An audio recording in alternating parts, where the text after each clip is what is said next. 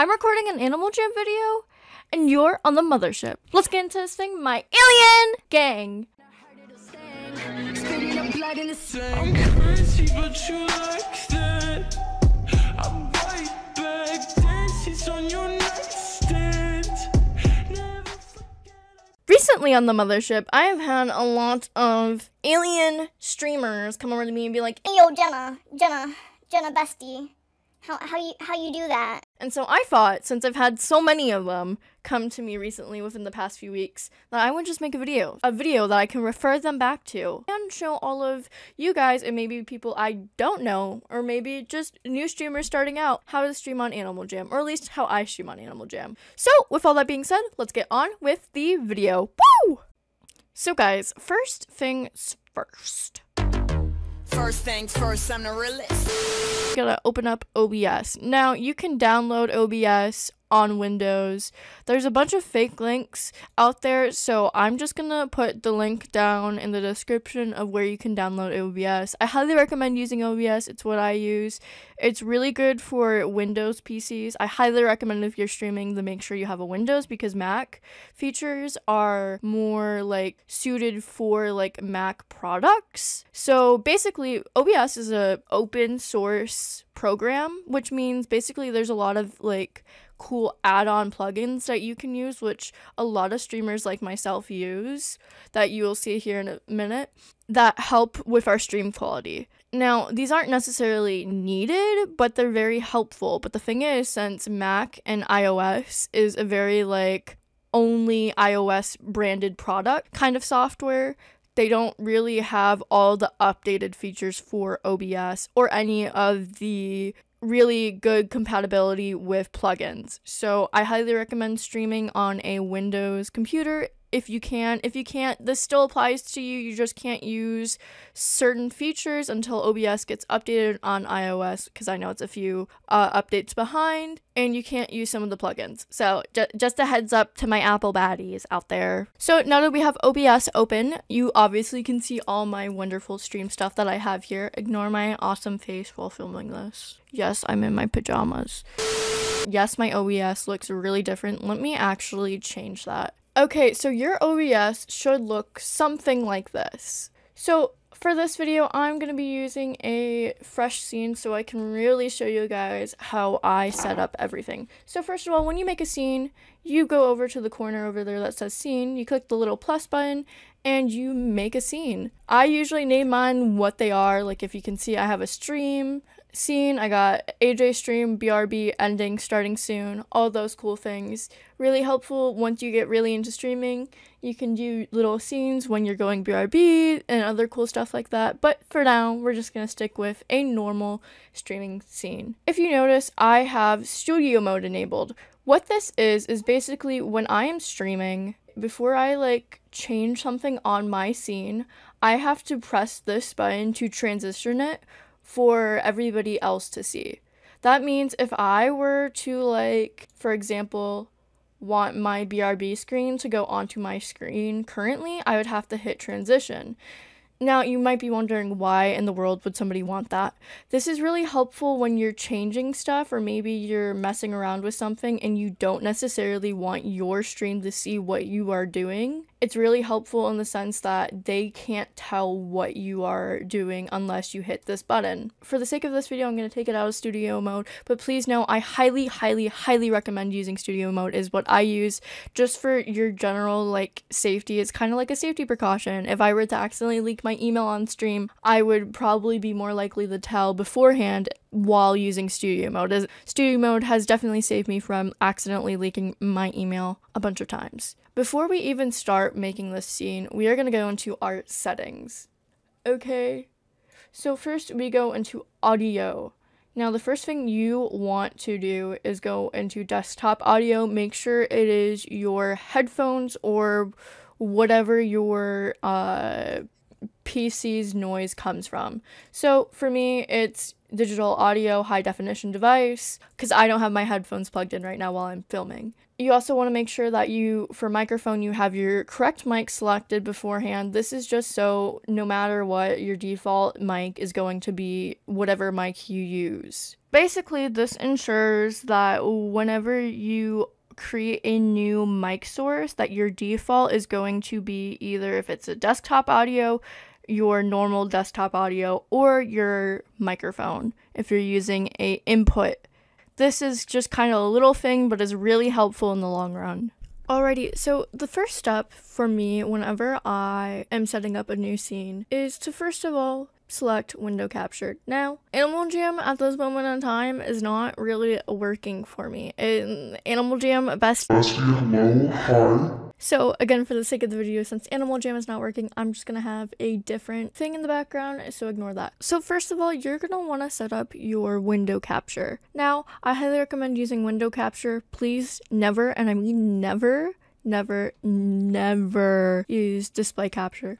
That is the easiest way for you to leak your email. Basically, what display capture does, it captures literally everything on your monitor. Like, that includes your email, your YouTube, your password, you typing it in, all that stuff. So it just never, and I mean never, use it. I have leaked my email so many times by doing that by accident. So how I do it is I have window capture and I name it Animal Jam. So basically all you gotta do is make sure your Animal Jam is full screened, then click onto OBS and select the window as Animal Jam. Now that you have that, you now have Animal Jam on your screen. Woohoo! That is the first step of many. Next, I personally have a border, and so how I add that is I go to the same area and sources and click image. Then you go through your files and find your border. I'm just going to go over here because I already have mine set up, and I'm going to click border. And look, now I have a border on my Animal Jam stream, starting to look a little bit familiar. Now, while setting up streams, you are going to find yourself having to crop a lot of things, and a cool little trick I've learned over the years is holding down the button Alt and dragging, and it crops it for you. Now, you can also just, zoom in and zoom out with just the normal drag feature, but this is helpful just for like those tight little spaces where you need it to be cropped perfectly. Okay, so now that we have our border and our AJ screen set up, now is on to all of the fun stuff.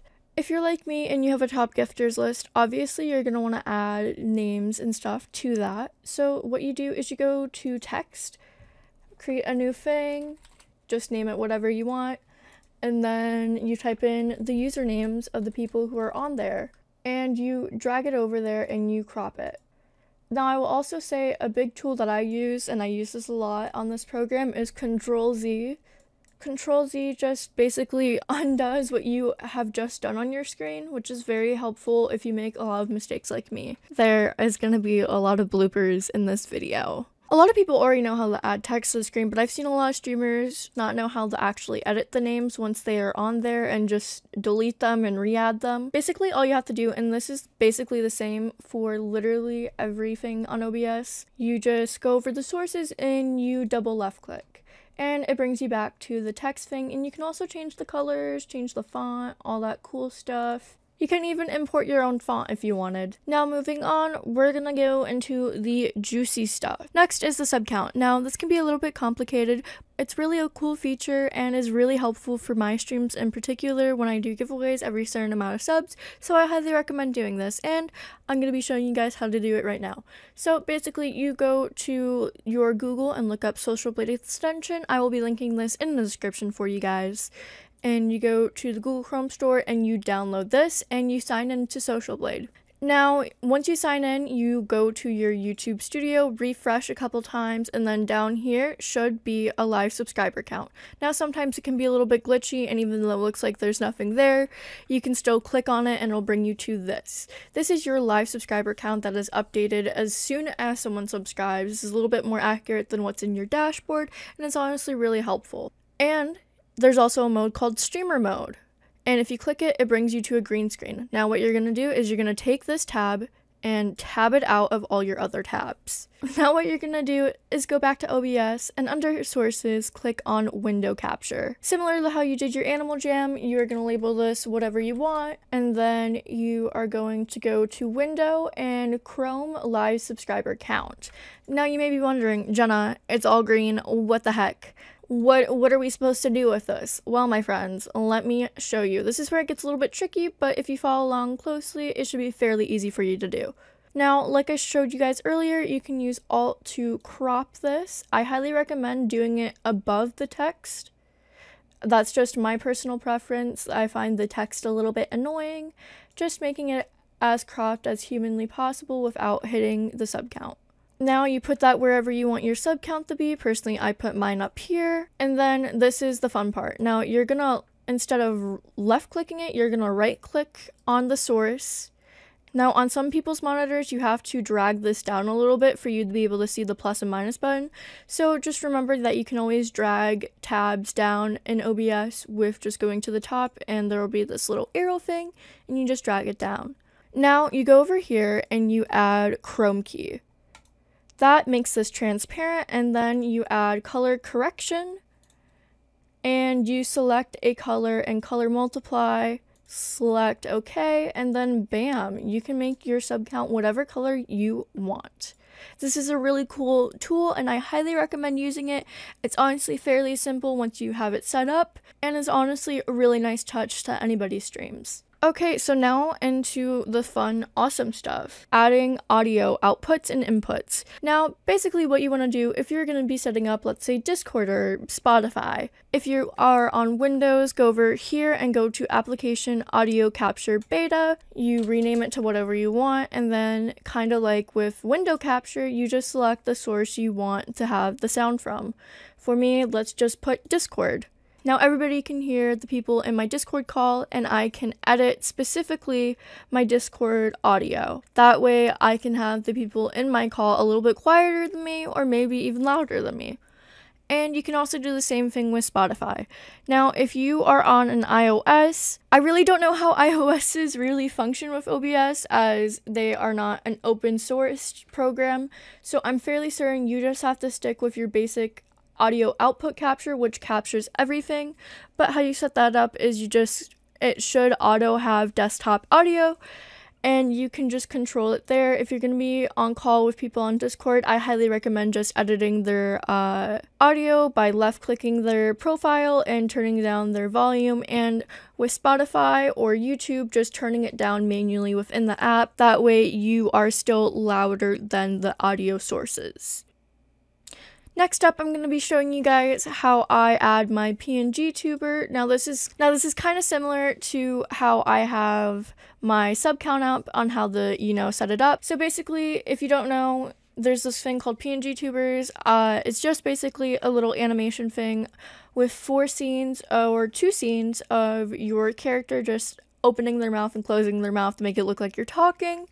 You can upload those onto this program called VOTube Mini. I will put the link in the description so you can download it if you want. Basically, all you have to do is put your microphone sound basically around where you are usually talking with your mic, making sure it's the right microphone, putting it at a certain volume so you don't accidentally pick up your keyboards like I frequently do, and then making sure your microphone delay sensitivity is slightly lowered. Now personally, I have my VOTube Mini usually set to either gray or a pink background. This is because, if you can't see, I have a little bit of green in my PNG tuber, which means if I were to have it on the basic green screen, that it would also cut out my lovely little shirt right there. So I usually have mine set on pink, as it's a more brighter pink. So basically how you set this up, instead of creating another window capture, you have to use game capture for this source for some reason.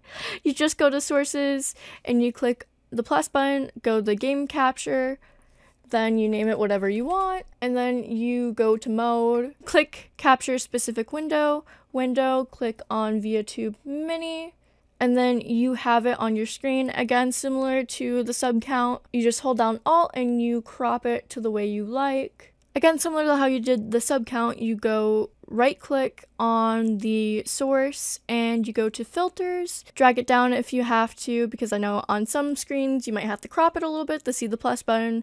Click on the plus button and you go to chroma key. Unlike you had to do with the sub count, you go to key color type and you select custom color. If yours is green, then awesome. But if you're like me and cannot use the green one and have to use the gray one, or the pink one, which you can change and via Tube Mini by going to display settings and clicking background and just going through the colors and seeing which one is best for you. Personally, for me, again, it's the bright pink one. So you go to key color type, select color. Now what I recommend doing is going over to pick screen color. You drag your mouse over to the screen so you can select specifically the color you intend on cutting out, adding that, and then messing with the similarities.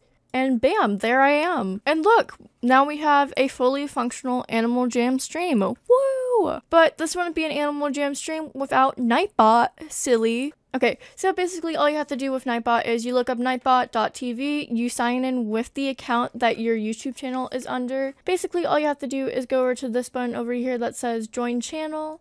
You click on that and then you go and click and copy and paste this link and you go to your YouTube studio. You go over to your YouTube studios, go into settings, go to community, and you go to managing moderators or stream moderators, and you just copy and paste the link that they provide to you into your moderator slot.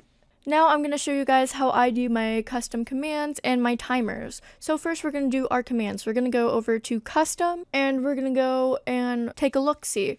So how you set up a command is you click add command and then you type in whatever command you want it to be. I highly recommend using something simple like exclamation mark and then insert whatever it is this command is going to serve for you. So let's say I wanted to do a how to enter command. Then you just type in the message what you want Nightbot to say. For example, with how to enter, I would want Nightbot to say all you have to do to enter into this giveaway is be subscribed to my channel, and you just type all of that and then set the cooldown. So a cooldown is basically how many seconds it takes for somebody to use this command again. You can set it to 300 seconds, 5 seconds, or 20 seconds. I usually stick my cooldowns around to every 25 seconds. That way people aren't spamming them in the chat and Nightbot isn't flooding my chat.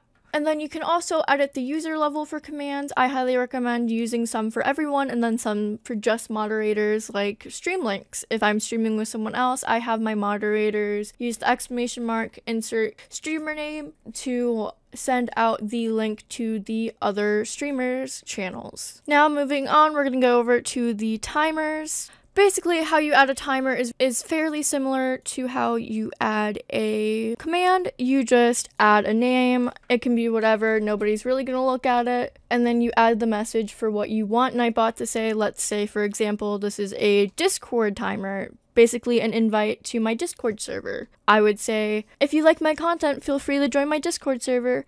And then you go over to interval. And now this is very, very important. You select how much you want Nightbot to send this message. So, for example, he would send the Discord invite link every 15 minutes. Now, I highly, highly, highly recommend making sure all of your timers, if you have multiple, are set to different minute intervals. That way he is not spamming all of your advertisements all at once in chat. It gets really overcrowded when he spams them like every 5 minutes, so I highly recommend just keeping them a couple minutes apart. If you can see over here, I have mine all set up nicely so they are separated and aren't really spamming on top of each other.